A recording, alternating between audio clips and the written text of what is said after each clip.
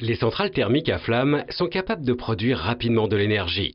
C'est pourquoi leur rôle principal est de répondre aux augmentations fortes et soudaines de la consommation d'électricité. Dans une centrale thermique, on chauffe de l'eau pour la transformer en vapeur, c'est le principe de la cocotte minute.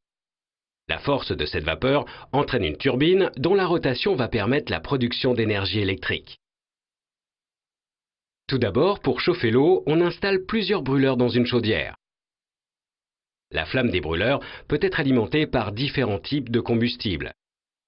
Du fioul, du charbon pulvérisé ou du gaz. La chaudière est tapissée de milliers de tubes dans lesquels circule de l'eau.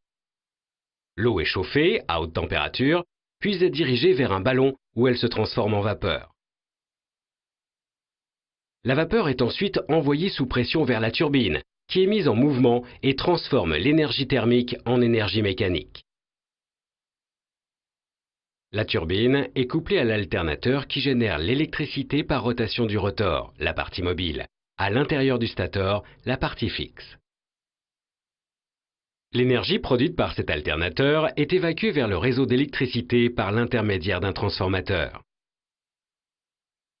En sortie de la turbine, la vapeur est alors dirigée vers le condenseur dans lequel circule de l'eau froide qui permet de retransformer la vapeur en eau. Enfin, cette eau retourne vers la chaudière où elle est de nouveau transformée en vapeur et le cycle recommence. Dans les centrales au charbon les plus récentes, les fumées issues de la combustion sont traitées de manière à limiter leur impact sur l'environnement.